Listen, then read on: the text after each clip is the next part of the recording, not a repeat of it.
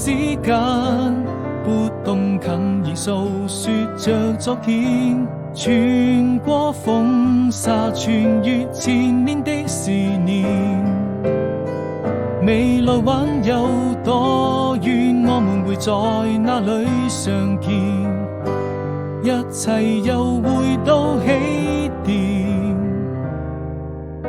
我知道夜和白天已經越來越遠，你會用那些時光停留在這個瞬間，永遠記得你那張純真的笑臉。